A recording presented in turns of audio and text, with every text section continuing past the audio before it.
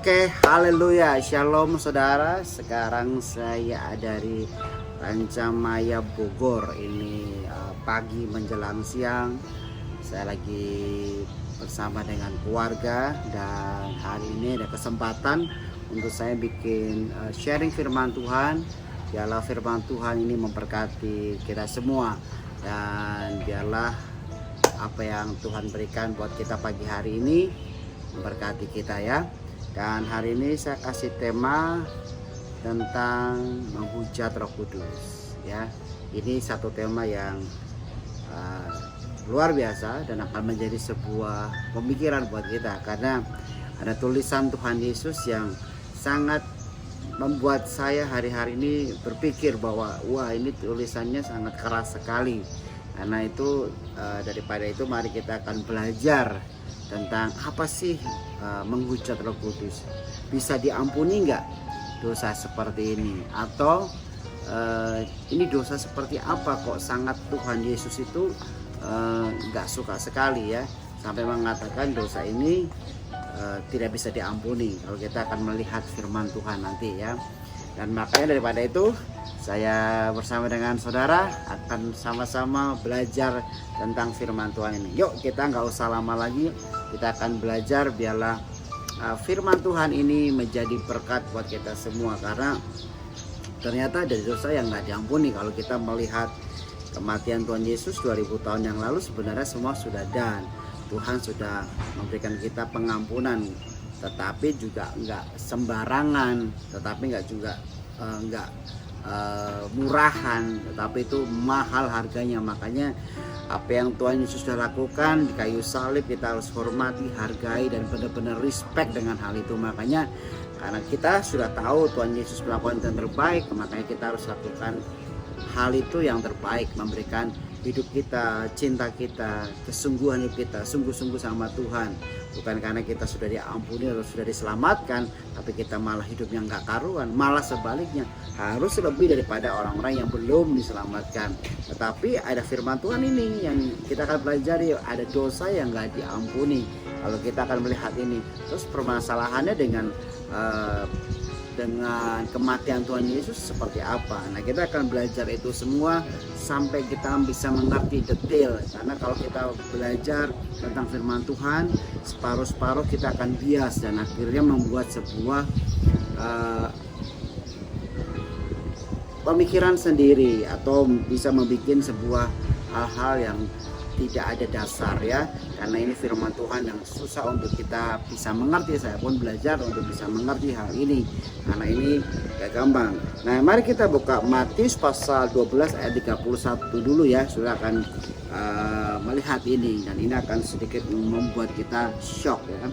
Katakan, sebab aku berkata kepadamu, segala dosa dan hujat manusia akan diampuni. Segala dosa dan hujat akan diampuni. Dosa akan diampuni. Tetapi hujat terhadap Roh Kudus tidak akan diampuni. Apabila seorang mengucapkan sesuatu menentang anak manusia, ia akan diampuni. Tetapi jika menentang Roh Kudus, ia tidak akan diampuni. Di dunia ini tidak, dan di dunia akan datang tidak. Wow, ini firman Tuhan yang sangat keras tentunya, karena ada mengatakan tidak diampuni. Di dunia ini tidak, di dunia akan datang tidak. Jadi ini firman Tuhan yang menurut saya sebuah teguran yang sangat keras sekali. Dan kita akan pelajari sebenarnya apakah ini dosa bisa diampuni apa tidak. Dan sebenarnya apa sih yang membuat Tuhan Yesus itu mengatakan hal ini, dan bisa membuat kita banyak bertanya-tanya. Tapi kalau kita belajar tentang firman Tuhan, mari kita belajar dari awal terlebih dahulu ya. Gak bisa langsung, wah ini kalau kita ngatain Roh Kudus jelek, wah kamu dosa, masuk neraka. Gak bisa segampang itu juga. Kadang-kadang ada orang yang mengatakan firman Tuhan ini gak boleh ya ngejek orang berbahasa roh, gak boleh ya ngejek orang nyanyi rohani, nanti gak diampuni loh, masuk neraka. Nggak secetek itu saudara ya. Memang tidak bagus mengejek orang berbahasa roh, dan itu juga membuat Roh Kudus sedih. Tapi bukan itu maksudnya, bukan itu saja yang kita pelajari tentang firman Tuhan ini. Karena kalau kita pelajari, sebenarnya ada maksud-maksud yang Tuhan berikan itu tersirat supaya kita bisa mengerti. Ternyata Tuhan itu dengan perkataan ini mau apa sih? Nah, ini kita akan pelajari. Dan ini biarlah menjadi berkat kita semua ya. Nah, mari kita buka dari awal. Jadi kalau kita melihat firman Tuhan tentang ini, kita harus belajar untuk belajar kenapa waktu itu Tuhan Yesus mengatakan ini. Dasarnya apa? Nah, ini harus kita tahu dulu. Dan ini kita akan mulai dari ayat yang ke-22 ya. Jadi Matius pasal 12 ayat yang ke-22, saya akan kupas satu-satu dan kita akan belajar sampai ayat yang tadi. Dan saya berharap kita bisa mengerti arti firman Tuhan ini, supaya kita bisa belajar bahwa ternyata selama ini kita ini dalam posisi yang seperti apa, dan kita ini benar gak melakukannya. Jangan sampai saudara ini salah ya. Kita sudah Kristen, kita sudah mengenal Tuhan Yesus, kita sudah tahu siapa Tuhan, tapi hidup kita nggak sesuai dengan apa yang Tuhan mau. Makanya kita belajar ya, saya juga pun belajar supaya kita bisa sama-sama dan kita mau berkembang dan mau bertumbuh di dalam rencana Tuhan. Nah, kita akan belajar mulai ayat yang ke-12 ayat yang ke-22. Kemudian dibawalah kepada Yesus seorang yang kerasukan setan. Orang itu buta dan bisu. Lalu Yesus menyembuhkannya sehingga si bisu itu berkata-kata dan melihat. Ya, jadi dimulai dari itu dulu. Konteksnya Tuhan Yesus sebelum ngomong kalau kamu menghujat Roh Kudus, kamu tidak akan diampuni di dunia ini dan di dunia akan datang. Itu dimulai dari konteks seperti ini. Konteksnya Tuhan Yesus menyembuhkan. Nah, saya lebih suka bahasa Indonesia sehari-hari. Jadi kita kalau bisa melihat firman Tuhan ada begitu banyak versi. Dikatakan begini. Kemudian seorang yang kerasukan roh jahat yang buta dan bisu dibawa kepada Yesus, dan Yesus menyembuhkan sehingga orang yang buta dan bisu itu berbicara dan melihat. Atau bisa dikatakan roh jahat atau setan yang membuat orang itu bisu dan buta. Jadi orang ini bisu dan buta bukan karena cacat ya. Orang ini bisu dan buta bukan karena sebab akibat, misalnya dia lahirnya karena buta atau cacat, atau mungkin karena dia misalnya kecelakaan dia cacat ya. Tapi ini sebab akibatnya bukan itu, tapi sebab akibatnya adalah dia kerasukan setan. Jadi setan yang membuat orang ini buta. Jadi bahasa aslinya adalah tuplos atau toflos, yang artinya buta karena kerasukan setan. Jadi memang setan bisa melakukan itu. Setan bisa membuat orang buta, setan bisa membuat orang bisu, bahkan setan bisa membuat orang tidak berdaya. Beberapa kali saya dalam pelayanan melihat hal-hal seperti ini. Dibawa ke rumah sakit, dokter bilang ini kok nggak ada masalah apa-apa ya, ini kok nggak terjadi apa-apa, tetapi kok bisa nggak berdaya, diem aja gitu, nggak punya suara, nggak punya gairah ya, nggak punya semangat. Tapi waktu kita doakan, kita sama-sama menyembah Tuhan, akhirnya dilepaskan itu orang. Jadi ini orang buta dan bisu karena kerasukan setan. Nah, Tuhan Yesus datang untuk menyembuhkan dia, dan Tuhan Yesus memulihkan orang ini supaya orang ini tidak buta dan tidak bisu, artinya bisa melihat dan bisa berbicara. Nah, waktu Tuhan Yesus melakukan mujizat ini, ada orang-orang yang bersukacita. Dikatakan di ayat yang ke-23, maka takjublah sekalian orang banyak itu, katanya ia ini agaknya anak Daud ya. Kalau yang berikutnya dikatakan di versi yang lain, semua menjadi terheran-heran dan bertanya, mungkinkah dia ini anak Daud? Nah, jadi sesuatu yang sangat luar biasa. Waktu Tuhan melepaskan orang yang buta dan bisu ini, tiba-tiba orang-orang mengatakan dia ini anak Daud.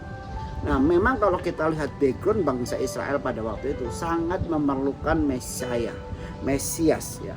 Sangat memerlukan orang yang bisa membawa mereka untuk keluar dari perbudakan bangsa Romawi pada waktu itu. Nah, tugasnya Mesias adalah supaya orang-orang yang terikat, yang lemah, yang sakit, yang sedang mengalami begitu banyak masalah krisis ekonomi dipulihkan. Nah, Tuhan Yesus datang, tetapi orang gak suka, orang gak percaya. Karena Mesias yang mereka harapkan adalah orang-orang yang punya kapasitas yang besar. Sedangkan Tuhan Yesus adalah anak dari tukang kayu. Papahnya Yusuf tukang kayu dan ibunya Maria.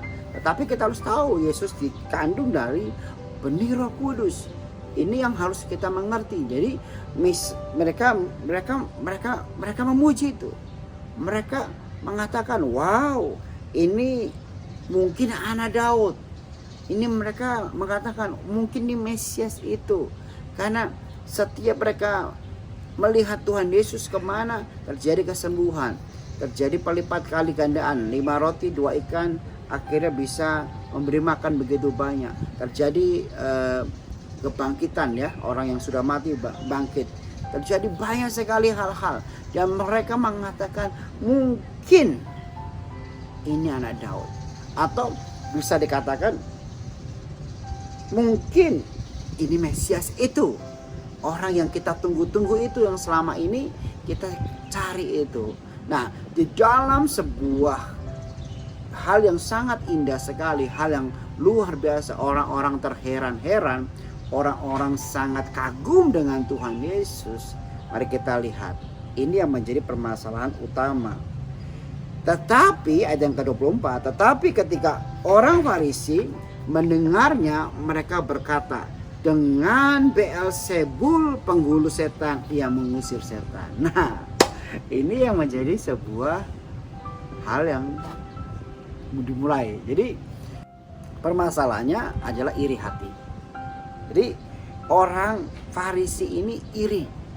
Tuhan Yesus selalu melakukan hal-hal yang luar biasa. Ini orang gak bisa. Dan Tuhan Yesus melakukan hal-hal yang bertentangan dengan Taurat. Dan dia bisa mengatakan hal-hal yang hebat dan bisa mengasih jawaban, karena memang Tuhan Yesus adalah guru ya, rabi ya. Rabinya bukan main-main, sudah. Dia rabi yang sangat luar biasa. Jadi makanya kalau orang Farisi serang dia, Tuhan Yesus pasti kasih jawaban yang sangat luar biasa. Makanya orang Farisi bingung nih, gimana menghancurkan nama Yesus nih. Nama Yesus sudah mulai terkenal kemana-mana, nama Yesus sudah mulai dikagumi kemana-mana. Jangan sampai ini benar-benar Mesias itu, tetapi kok nggak sesuai dengan apa yang dikatakan orang Farisi, apa yang dimau oleh orang Farisi. Jadi ketika orang Farisi mendengar itu, mereka berkata dengan Beelzebul penghulu setan ia mengusir setan. Jadi dia ngomong ini, bukan, ini bukan anak Daud nih, ini bukan Mesias, ini bukan orang-orang yang kita tunggu-tunggu selama ini, tetapi ini adalah orang yang melakukan ini dengan roh Beelzebul. Nah, kalau kita lihat Beelzebul sendiri artinya adalah Beelzebul, Lord of the House, artinya tuan untuk sebuah rumah ya, atau bisa dikatakan Hebrunya atau bahasa Ibraninya artinya adalah terbang ya, terbang, atau bisa dikatakan seperti lalat ya, lalat atau binatang yang terbang kecil gitu ya. Dan ini berbicara tentang Tuhannya atau tuannya para setan yang terbang, itu Beelzebul ya, tuannya para setan yang terbang dalam bahasa Ibraninya ya. Jadi Tuhan Yesus disamakan dengan tuannya para setan. Nah kalau tuannya para setan ya berarti adalah bisa dikatakan ini juga antek-anteknya Lucifer atau bisa Lucifer. Dan Beelzebul itu dari kata Baal, atau Baal itu yang pernah disembah oleh bangsa Israel pada waktu itu ya, karena dikatakan di situ adalah ini penghulu setan atau penguasa atau pemimpin setan ya.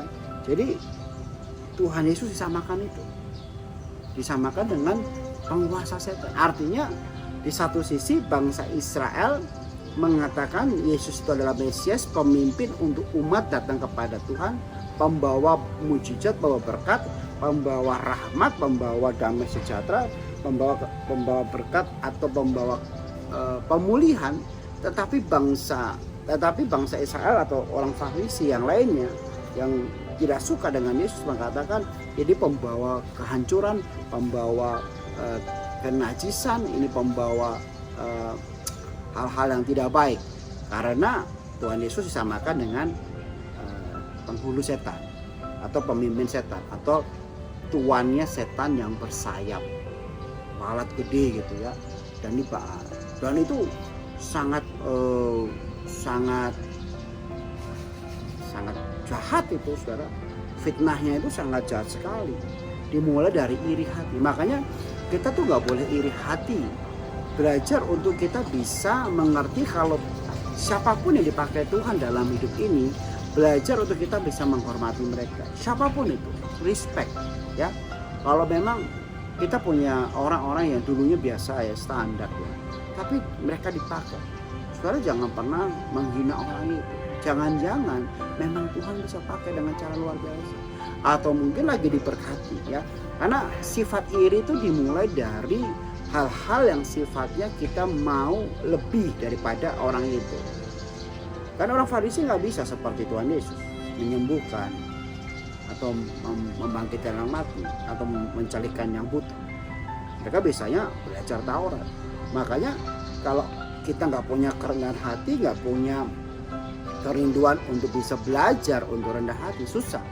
Orang itu semuanya maunya lebih dan lebih. Orang semuanya maunya di atas orang. Orang itu maunya gitu. Wih, orang itu punya mobil begini ya.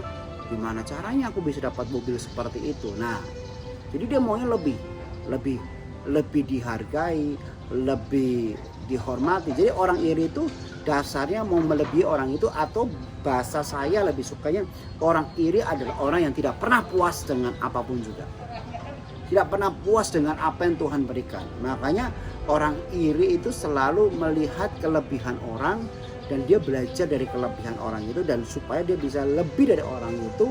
Dan bukan kelebihan yang dalam hal yang positif ya, tapi kelebihan dalam hal negatif. Contoh misalnya orang itu punya mobil, dia ingin lebih punya mobil daripada orang itu. Kalau belajar hal yang positif is okay, itu nggak masalah. Tapi ini yang menjadi permasalahan di dalam dunia hari-hari ini. Banyak yang orang iri dan ingin berusaha belajar lebih dari orang supaya mereka bisa dianggap atau dihargai orang. Tetapi orang yang hebat adalah orang yang belajar dari kekurangan, kelemahan orang. Kita harus lihat di bawah kita, ternyata masih banyak orang-orang yang sedang perlu makan, mereka sedang susah, mereka sedang perlu penghiburan, perlu pertolongan. Nah kalau kita belajar dari mereka, kita nggak punya hati iri, karena Yesus nggak selalu melihat orang yang lebih. Tuhan Yesus datang ke dunia bukan untuk dilayani, tapi Tuhan Yesus datang ke dunia untuk apa? Melayani. Nah itulah hal yang luar biasa. Makanya Tuhan Yesus tahu ini. Nah, setelah Tuhan Yesus mengerti hal itu, akhirnya yang terjadi adalah, kalau kita lihat ayat yang ke-25, tetapi Tuhan Yesus mengerti pemikiran orang ini. Mereka berkata-kata kepada mereka. Jadi Tuhan Yesus tahu nih pikiran. Nah, jadi waktu Tuhan Yesus tahu pikiran orang ini, Tuhan Yesus tahu ini siapa yang diserang, pribadinya kah atau siapa. Nah kalau kita melihat firman Tuhan ini, Ini penting sekali untuk bisa mengerti ya. Jadi begini, orang itu bisa melihat dan mengakui Yesus Tuhan dan percaya itu ada mata dan mulut ya. Makanya mata dan mulut itu penting sekali. Saya mungkin punya prediksi yang agak sedikit unik, tapi ini mungkin menjadi masuk akal juga, bahwa pekerjaan Roh Kudus itu harus dilihat oleh mata dan disaksikan oleh mulut. Nah, iblis berusaha untuk menghancurkan ini. Kalau kita nanti lihat ya di akhir zaman ini nanti ada ya, orang bisa mengatakan Pentakosta yang ketiga, orang bisa mengatakan revival yang terakhir, orang bisa mengatakan kegerakan Tuhan yang terbesar untuk sebuah lawatan Tuhan, orang bisa mengatakan tsunami gelombang jiwa-jiwa yang dilakukan oleh Roh Kudus seperti di Kisah Rasul pasal 1. Itu semua dimulai dari apa? Semua dimulai dari mata dan mulut ya. Karena Tuhan Yesus kalau bicara selalu ada hubungannya dengan past, now and future, dulu, sekarang, dan ke depan.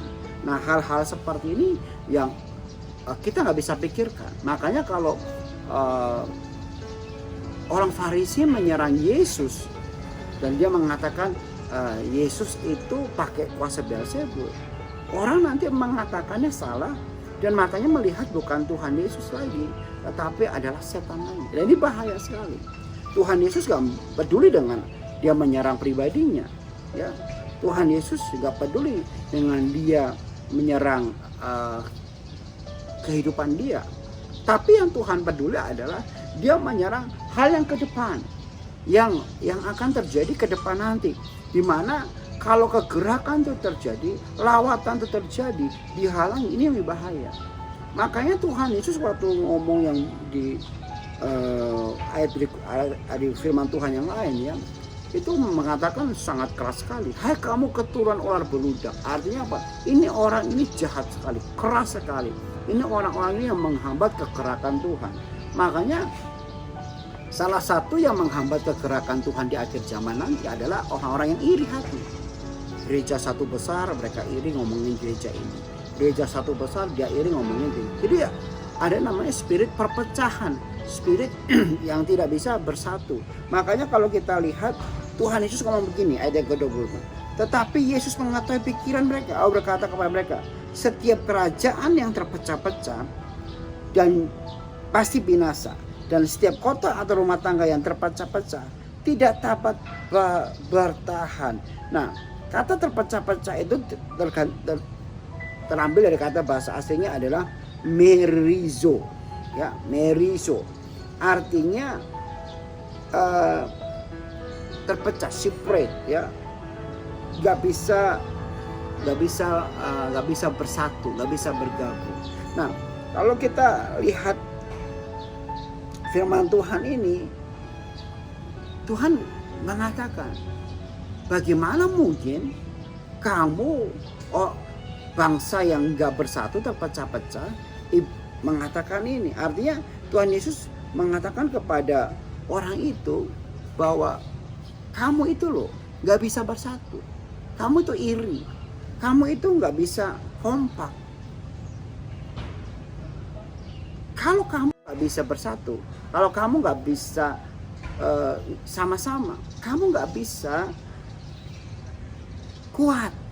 Makanya dia tahu, Bapa tahu, Tuhan Yesus tahu, ini dalangnya itu iri, dalangnya itu adalah tidak bisa melebihi Tuhan. Makanya Tuhan tahu, oh kamu itu karena terpecah-pecah. Tuhan bilang, kamu seperti ini gak akan bisa bertahan melawan aku. Kamu gak akan bisa kuat melawan aku. Karena dasarnya begitu, dasarnya iri. Karena kembali lagi, firman Tuhan kali katakan Tuhan Yesus dikagumi. Orang-orang terheran-heran sama Tuhan Yesus. Nah, mari kita lihat ayat yang berikutnya. Kita lebih dalam lagi. Demikianlah juga kalau iblis mengusir iblis, ia pun terbagi-bagi dan melawan diri sendiri. Bagaimanakah kerajaan dapat bertahan? Nah, Tuhan Yesus mengatakan, kamu sudah terbagi-bagi, terpecah-pecah. Kamu tidak ada unity. Dan kamu mengatakan, saya Beelzebul, saya iblis.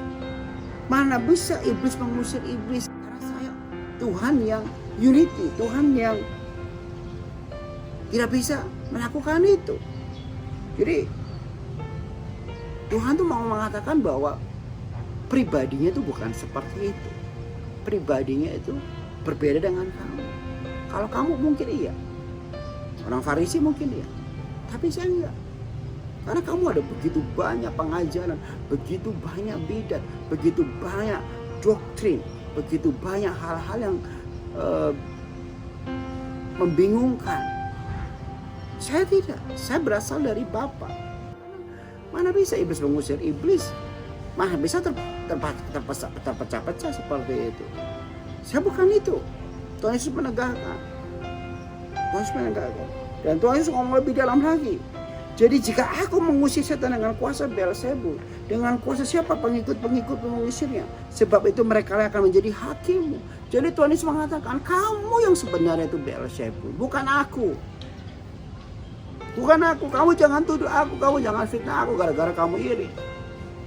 Kalau aku mengusir dengan kuasa Beelzebul, jadi kamu tuh mengusir dengan kuasa apa? Karena pada zaman itu tidak ada kuasa apa-apa selain kuasa Tuhan yang berkuasa. Mereka bisa melakukan dengan kuasa A, kuasa B untuk menyembuhkan. Mereka juga bingung pakai kuasa apa. Mereka pakai kuasa Yahweh, Elohim, iya. Tapi Yesus pakai kuasa yang dari Bapa sesungguhnya. Mereka juga punya Tuhan dan mereka juga menyembuhkan dengan cara-cara Tauratnya, firman Tuhan yang Tauratnya Musa yang diberikan oleh Tuhan pada waktu itu. Tetapi Tuhan mengatakan, kamu aja mengusir setan dengan kuasa-kuasa yang lain, atau mungkin bisa dengan yang lain. Tapi kalau saya mengusir setan, masa kamu mengusir setan sama-sama? Masa kita satu-satu sama-sama sih? Gimana? Gak sesuai gitu loh. Masa saya Beelzebul, kamu apa? Berarti kalau misalnya kita nih sama-sama satu merek, terus kita nyara menyembuhkan itu, ya gak mungkin. Harusnya kamu juga bisa menyembuhkan. Kan saya menyembuhkan, artinya dia bukan pakai kuasa. Mereka gak punya kuasa. Jadi kalau mereka menyembuhkan dengan kuasa lain, berarti mereka mau judgment Tuhan, mau fitnah Tuhan, supaya mereka tahu bahwa Tuhan ini jahat, Tuhan ini setan, tapi Tuhan hardik mereka. Gak bisa. Kamu gak bisa membuat atau memfitnah aku.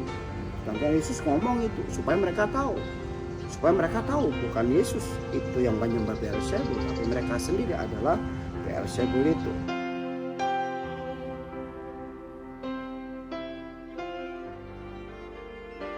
Artinya Yesus mengatakan, yes, aku ini mengusir setan bukan dengan roh yang lain, tapi aku dengan roh Tuhan. Kamu iri? Silakan. Kau mengatakan aku dengan spirit-spirit yang lain, itu urusan kamu.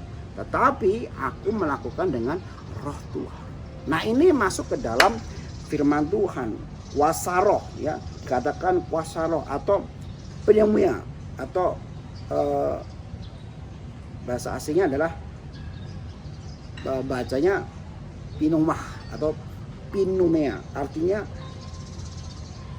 sesuatu yang bergerak dengan kuasa Tuhan yang luar biasa, spirit Tuhan, spirit Bapa sendiri, ya. Jadi sesuatu yang powerful, ya. Jadi spirit yang bergerak dengan kasih, spirit yang bergerak dengan belas kasihan, ya. Bukan dengan egois, bukan dengan hal-hal yang murahan. Spirit yang bergerak dengan kesombongan, tetapi spirit yang bergerak dengan kuasa Tuhan. Nah, dia menjelaskan itu. Artinya yang kita mau masuk lebih dalam ini, artinya begini. Jadi orang Yahudi sudah tahu Yesus ini akan bahaya. Ini akan menjadi sebuah permasalahan ke depan. Jadi kalau kita nggak bendung sekarang, makanya mereka bikin hoax, ya. Jadi kalau kita belajar sekarang, kalau misalnya banyak misalnya, ya, kalau kita lihat dulu, ya, contoh ya, Pak Jokowi, ya, wah, kekuatannya luar biasa, wah, hoaxnya banyak banget kan. Ada yang mengatakan dia begini, dia. Nah sama. Selama orang itu di bawah Tuhan naik, akan terjadi banyak sekali hal-hal yang membuat atau membendung orang itu bisa naik. Dan itu pasti ada dalam kehidupan kita. Makanya saudara jangan heran, saudara jangan bingung kalau sampai sudah diberkati Tuhan, kalau sampai sudah banyak melakukan hal yang luar biasa, ada aja cara iblis untuk membendung kuasa Tuhan itu bergerak. Makanya kita harus tetap rendah hati, kita harus tetap punya hati yang sungguh-sungguh ya, punya hati yang terus mengasihi Tuhan. Nah, tuh orang Farisi tahu nih, iblis tahu nih, maka dipenuh terus. Nah, jadi kalau dari hal ini kita tahu bahwa yang diserang bukan Tuhannya. Yang diserang adalah ini yang saya akan ngomong. Kenapa Tuhan marah sekali? Yang diserang adalah kegerakan kuasa Tuhan. Nah ini yang bahaya. Jadi siapa yang menghalang kegerakan kuasa Tuhan, ini yang akan menjadi bahaya. Kemungkinan besar jangan-jangan dia adalah Lucifer. Kemungkinan besar jangan-jangan dia dipakai setan untuk melakukan itu. Makanya Tuhan bilang, kalau kamu menghujat aku, oke. Kamu jelekin aku misalnya, ini Yesus ini anaknya tukang kayu nih. Wah, ini orang biasa, it's okay. Tapi kalau sudah menjelekkan kuasa Tuhan, kegerakan Tuhan, manifestasi Tuhan yang akan terjadi untuk supaya orang yang mulutnya terbungkam selama ini gak bisa ngomong Yesus Tuhan, lu ngomong matanya melihat, ini yang bahaya. Makanya yang Tuhan mau hari ini adalah kita belajar untuk bisa mengerti bahwa kita di posisi seperti apa. Apakah kita ini termasuk orang-orang yang seperti itu, melihat kegerakan Tuhan, melihat kuasa Tuhan, tapi kita nggak suka dengan seperti itu juga bahaya. Makanya Tuhan ngomong lebih dalam lagi, ayat yang ke-29. Atau bagaimanakah orang dapat masuk ke rumah seorang yang kuat dan merampas harta bendanya, apabila tidak dikatanya dahulu orang yang kuat itu, sesudah dikatanya barulah ia dapat merampok rumah itu. Tuhan ngomong lagi, kamu bisa nggak menyembuhkan orang buta dan bisu tadi? Ya, itu kerasukan setan. Kalau orang ini nggak punya kuncinya, nggak punya kekuatan, nggak punya kuasa, nggak bisa. Beelzebul nggak bisa. Masa setan ngusir setan? Masa setan ngusir dirinya sendiri? Yang ada setan masukin orang tambah banyak supaya orang kerasukan setan. Kan begitu. Nah, Tuhan bilang nggak mungkin orang yang masuk ke orang yang memiliki rumah orang yang kuat merampas hartanya, kalau nggak diikat dulu orangnya. Jadi kalau kita melihat firman Tuhan ini, kita harus melihat. Jadi kalau kita ini ngusir setan ya, atau mengusir orang-orang yang sedang mengalami kerasukan, saya harus ngomong di dalam nama Yesus aku ikat. Dalam nama Yesus aku ikat orang yang atau roh yang masuk ke dalam orang ini, kuasa yang masuk dalam ini, dan aku lempar jauh-jauh. Karena firman Tuhan katakan, kalau kita dengan kuasa darah Yesus, kuasa dalam nama Yesus, tidak ada kuasa satupun dimanapun yang bisa mengalahkan kuasa ini. Ini kuasa yang sangat powerful sekali. Jadi kalau dari konteks ini kita sudah mulai mengerti ya, sudah mulai dibuka sedikit-sedikit ya, dikit-dikit ya. Jadi nanti kita akan masuk ke dalam sebuah kesimpulan. Apa sih sebenarnya dosa menghujat Roh Kudus ini? Apakah dosanya mengejek orang Basaro seperti yang saya katakan, atau misalnya jelekin gereja karismatik ya, yang lompat-lompat nyanyi-nyanyi atau seperti itu. Bukan itu, bukan hanya itu memang tidak bagus ya, tapi kita akan belajar ya. Jadi ini konteksnya dari Tuhan Yesus mengusir roh jahat. Ada keiri hatian di situ. Ada orang yang menghalang kegerakan Tuhan yang besar. Ada orang yang akan melakukan sebuah penghadangan untuk lawatan Tuhan. Karena Tuhan akan naik ke surga dan Roh Kudus akan dicurahkan. Dan Roh Kuduslah yang ini akan melakukan begitu banyak hal yang luar biasa. Tahu gak saudara, dari 12 rasul dan beberapa murid Tuhan Yesus, berapa miliar sekarang orang yang sudah kenal Tuhan Yesus? Kalau bukan karya Roh Kudus bagaimana? Kalau waktu itu Petrus melakukan hal-hal yang supranatural, sekali khotbah 3.000 orang diselamatkan. Kalau waktu ini Tuhan Yesus gak menyelesaikan akarnya, bahaya. Makanya Tuhan Yesus ngomong langsung di awal, kamu yang menghujat Roh Kudus gak akan diampuni. Karena orang yang menghadang, orang yang defense kegerakan ini bahaya sekali. Jangan-jangan dia dipakai Lucifer untuk menghadang ini. Dan biasanya itu gereja setan, biasanya itu bidat-bidat yang jahat, nabi-nabi palsu, kesesatan. Dan orang-orang seperti ini memang tidak akan bisa diselamatkan. Orang-orang ini gak akan bisa masuk dalam kerajaan surga. Dan karena dia gak mengakui Yesus sebagai Tuhan, gak mengakui pekerjaan Roh Kudus, gak mengakui Bapa, Putra, Roh Kudus. Dan ini bahaya sekali ya. Jangan-jangan mereka orang-orang yang berkedoknya Kristen, tapi dalamnya semuanya adalah orang penajisan, kejahatan yang luar biasa. Nah ini makanya kita harus berhati-hati dalam hidup ini supaya kita jangan sampai salah ya, jangan sampai kita gagal. Nah Tuhan lebih dalam lagi dan ayat ini. Jadi Tuhan ngomong, siapa yang ayat ke-30, siapa dia bersama aku, ia melawan aku, dan siapa dia mengumpul bersama aku, ia mencerai-beraikan. Jadi Tuhan bilang, kalau kamu gak bersama aku, kamu sama-sama dengan setan itu. Ya, ia mencerai-berai. Bahaya kalau gak bersama dengan Tuhan, sifatnya adalah menghancurkan, mencerai-beraikan. Jadi tugasnya setan yang kelas tinggi itu sebenarnya, saudara ya, kalau saya lihat tuh ya, tugasnya setan yang kelas tinggi ya, itu cuma satu, perpecahan. Makanya penghalang terbesar revival itu adalah apa? Perpecahan, ketidakunitan. Ini yang bahaya sekali. Dan ini akan menjadi sebuah penghalang berkat. Nah, baru Tuhan masuk ke ayat yang ke-31. Ini yang kita tunggu-tunggu kan. Dikatakan, sebab itu aku berkata kepadamu, segala dosa dan hujat manusia akan diampuni, tetapi hujat terhadap Roh Kudus atau mengucap penghinaan atau mendukakan Roh Kudus atau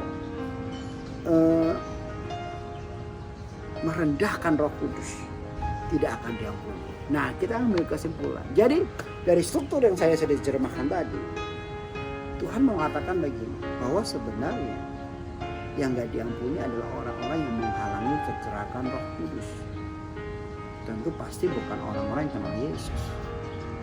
Orang-orang di luar sana yang notabene adalah orang-orang yang tahu Yesus atau bisa dikatakan antikris, dan dia tidak percaya dengan Tuhan, atau bisa dikatakan adalah orang-orang yang dulunya kenal Tuhan tapi mereka murtad, mereka jahat sama Tuhan, dan mereka menghalangi pergerakan Tuhan ya, menghalangi pergerakan Tuhan.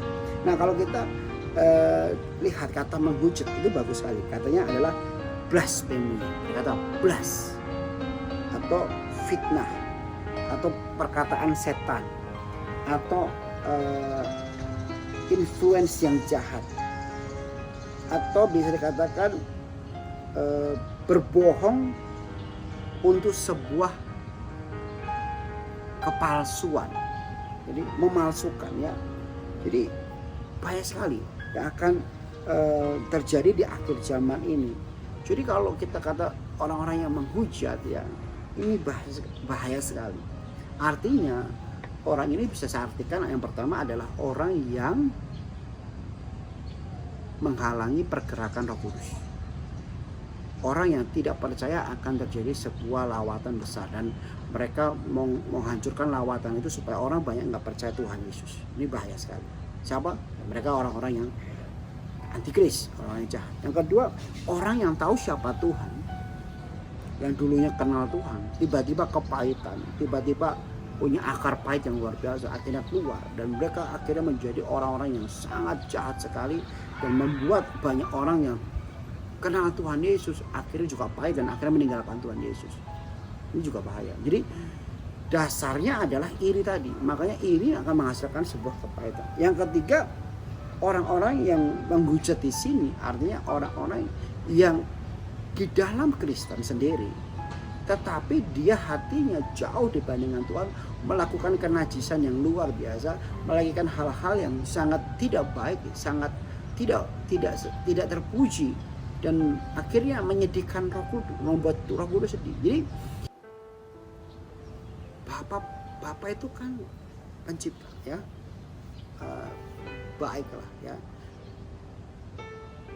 Jadi kita lihat, ya, ada Bapa, Putra, Roh Kudus, ya. Nah, Roh Kudus itu kan roh yang lembut, roh yang manis. Kalau kita dipenuhi dengan Roh Kudus, dalam diri itu penuh damai sejahtera, ya, penuh dengan kasih. Nah, kalau sampai seumpama kita dikasih Roh Kudus tapi hidup kita tuh nggak menyukakan Tuhan, namanya roh membawa kudusan, namanya Roh Kudus, ya, tapi kita nggak memberikan hal itu sebagai hal yang indah dalam hidup kita mendukakan berkali-kali, ya. Sering jatuh, ya, Tuhan pasti Tuhan pasti bisa mengampuni kalau kita mau bertobat, ya. Dia adalah kasih, ya. Tapi Roh Kudus itu sedih sekali dengan hal itu, ya. Jadi kalau kita melihat ini, harusnya kita nggak boleh begitu, harusnya, dan doa saya memang nggak boleh begitu. Kita harus benar-benar hidup dalam kebenaran. Jadi tadi kita kembali lagi, yang pertama tadi, orang yang menghujat Roh Kudus adalah antikris, orang-orang yang nggak percaya Tuhan, orang-orang yang terus menghalangi pergerakan Tuhan, orang-orang yang terus menghalangi lawatan Tuhan, dan dia terus berusaha sampai sekarang itu orang itu ada. Terus yang kedua adalah orang yang dulunya Kristen, orang yang sudah tahu siapa Tuhan, dan dia murtad dan kepahitan, dan akhirnya jadi penghalang pergerakan Tuhan, dan memblas atau mengatakan hal-hal yang salah, fitnah-fitnah yang salah. Kita tahu itu, ya, kalau kita lihat di YouTube banyak sekali orang-orang seperti itu, ya, mengerikan sekali bahasanya, sampai saya kalau lihat mereka, aduh, ini orang ini kok jahat sekali, ya, orang seperti itu gak akan bisa diampuni Tuhan. Yang ketiga, di dalam sendiri tapi hatinya jauh dari Tuhan, mungkin seperti orang yang gak kenal Tuhan. Dia ke gereja cuma biasa-biasa saja, gak ada gregetnya, dan ya seminggu ke gereja tapi Senin sampai Sabtu hidupnya dipenuhi dengan kepahitan, perzinahan, dipenuhi dengan kemunafikan, dipenuhi dengan hal-hal yang jahat, ya, keserakahan dan semuanya, dan itu mendukakan sekali, itu menyedihkan sekali. Dan yang keempat, apa yang dimaksud dengan menghujat Roh Kudus di sini adalah ini orang-orang yang punya pengaruh, ya, punya kapasitas pemimpin, tetapi membawa dampak yang jahat buat banyak orang. Ini terjadi, ya, terjadi. Misalnya kita lihat ada satu komunitas, ya, satu gereja atau satu persekutuan, ya, pemimpinnya nih membawa hal yang jahat, mengatasnamakan Tuhan lah untuk motivasi diri sendiri, ya, kapasitasnya besar tapi dia dipakai untuk hal-hal yang tidak baik, ya. Misalnya ada satu contoh, ya, mereka bisa mengatasnamakan Tuhan untuk cari uang, mereka bisa mengatasnamakan Tuhan untuk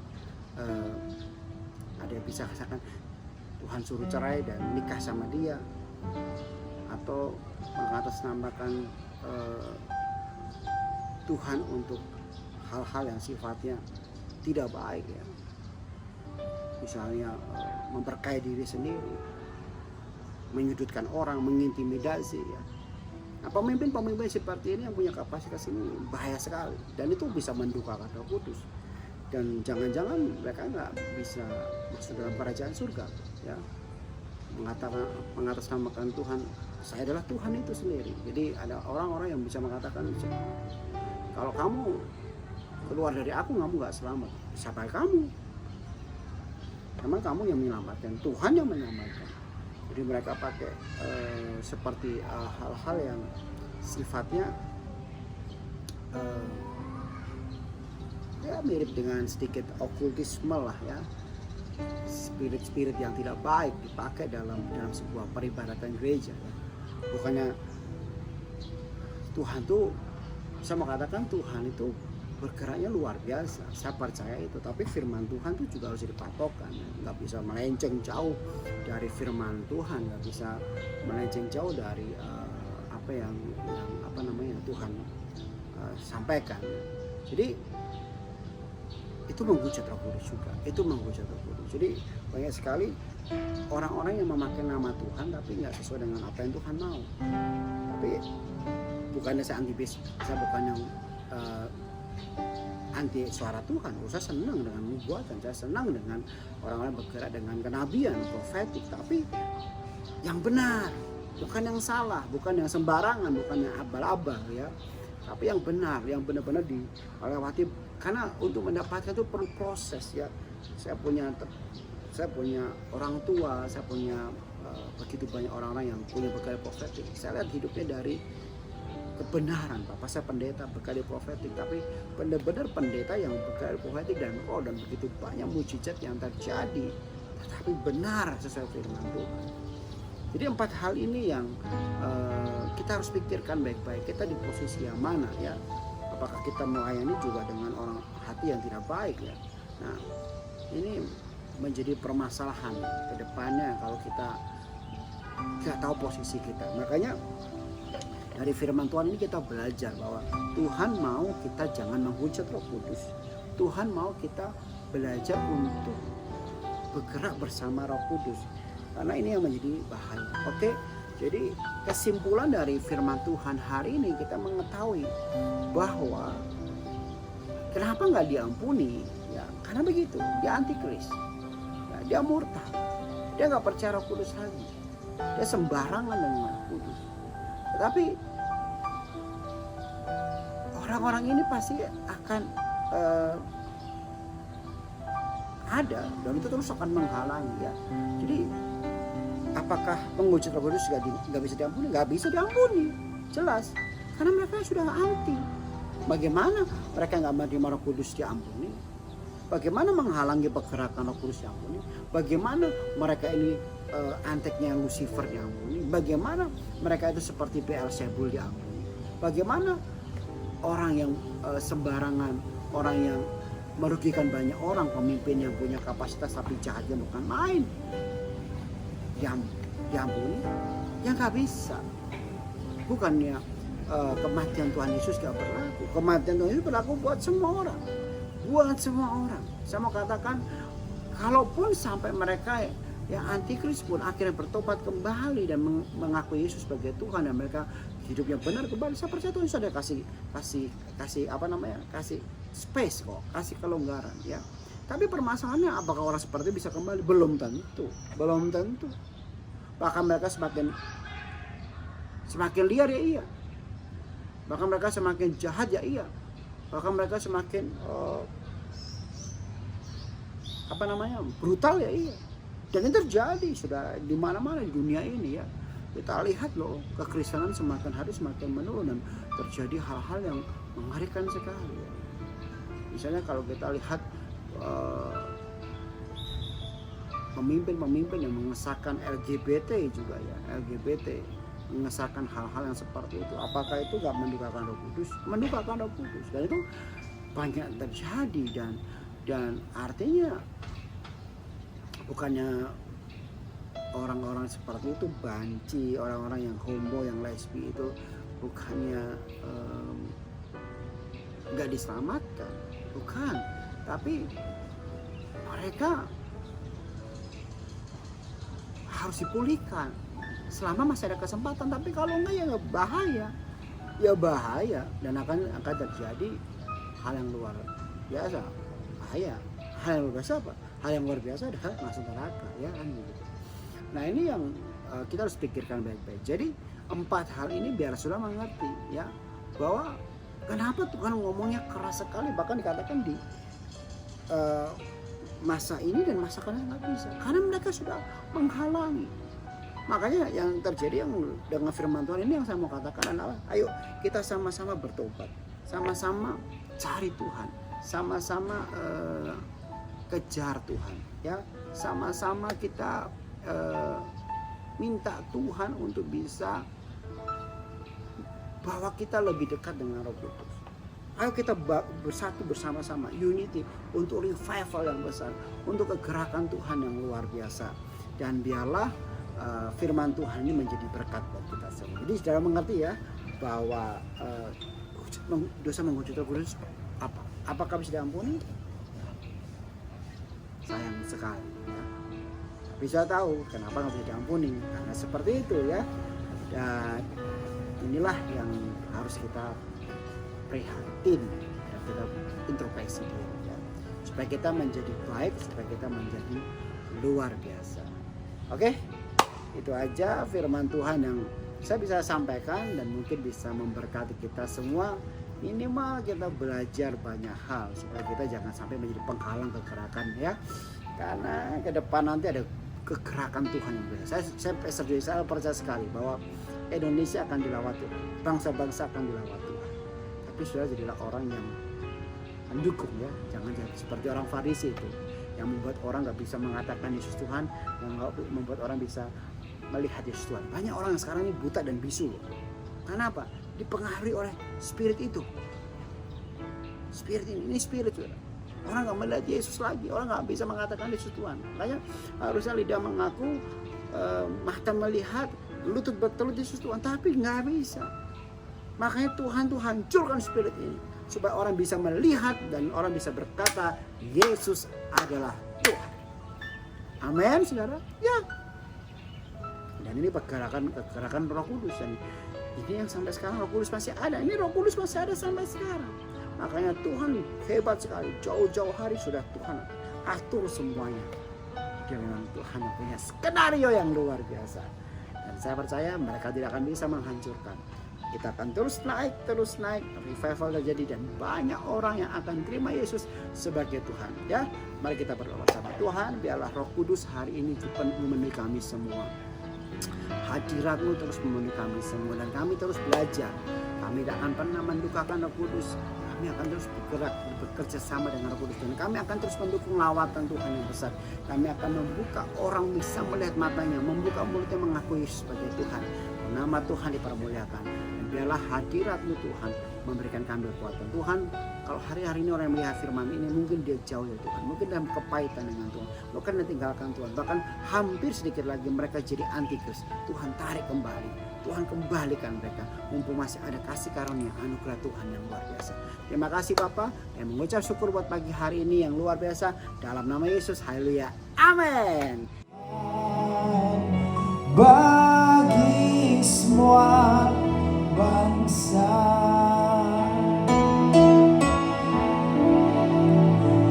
ya Roh Kudus, ku haus padamu.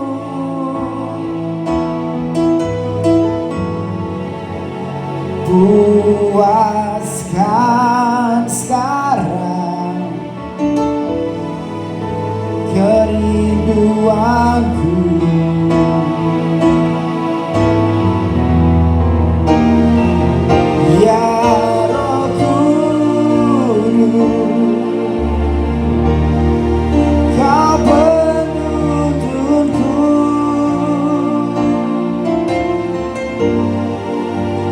Pimpin langkahku, ku taat selalu.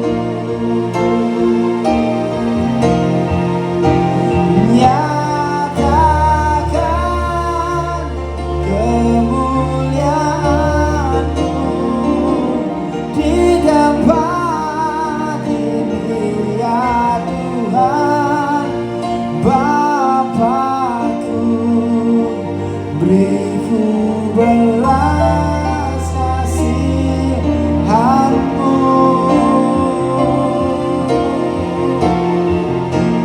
Bangkitkan Roh-Mu di dalamku.